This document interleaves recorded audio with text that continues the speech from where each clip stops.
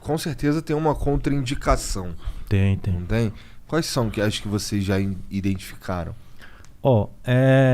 Existem contraindicações principalmente em grupos de risco, né? Então, e principalmente ligado a alguns canabinoides, sobretudo o THC, né? Então, o THC, por ser um componente psicoativo da planta, né, que provoca esses efeitos mentais, a gente tem que ter um pouco de parcimônia, tanto em dose, né, quanto em alguns grupos de risco, né? Principalmente o quê? Os psicóticos. Então, o paciente que tem uma tendência a usou cannabis e ficou agitado, ou então tem doenças como esquizofrenia, ou paranoia delirante, enfim.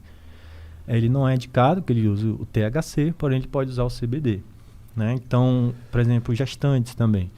É muito controverso ainda, tem muito pouca literatura para poder afirmar que é seguro o uso em gestante, né? Então, para a gente usar qualquer coisa em gestante e em criança, a gente precisa ter um respaldo de que realmente a coisa é segura. Então, gestante e criança você vai usar se realmente o benefício for muito superior ao possível risco, né? E que é rotineiro de acontecer. Então, eu tenho casos de gestantes que usam, de crianças, diversos casos que usam, entendeu? Mas não é geralmente a primeira opção que você vai tentar. Você vai tentar outras opções. Mas aí na criança eu imagino que seja o sem THC. Exato. Na criança, não é nem que é sem THC. Esse estudo, por exemplo, que eu citei no nosso, a gente vai usar THC, vai usar em criança. Só que a dose é muito baixa, entendeu? A dose é muito pequena. Aliás, esse lance da dose é muito importante, né? Porque a ideia de dar cannabis de forma médica não é de forma nenhuma deixar o paciente chapado. É muito longe disso, né? Na verdade, se você está tendo efeitos mentais, né, parecidos com o uso recreativo, é porque a dose provavelmente está errada. A gente tem que reduzir a dose. Então, a dose, ela é, na verdade, a menor dose eficaz possível, né? Então, você vai tentar trabalhar sempre com uma dose que esteja funcionando, mas que não provoque nenhum tipo de efeito colateral.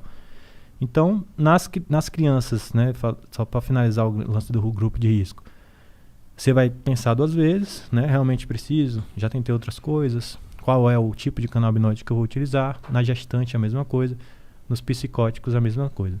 Tirando daí, cara, é muito difícil você ter problema com cannabis, né, porque, assim, você até pode ter um efeito colateral, o vovô ficar um pouco esquecido, dependendo da dose. Mas é só você reduzir essa dose que o efeito passa. Então não tem nenhum tipo de efeito irreversível.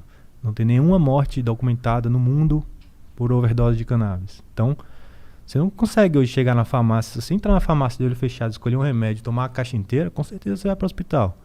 Isso não acontece com cannabis, entendeu? Então isso é muito, muito, muito relevante. Todo medicamento ele é pautado em eficácia e segurança. A segurança da cannabis é muito grande e a eficácia também é muito grande. Então é um medicamento que é um potencial enorme. Não é para uma doença, a gente está falando de quase que uma farmácia viva, né? Por causa justamente dessas diversas substâncias que estão lá dentro.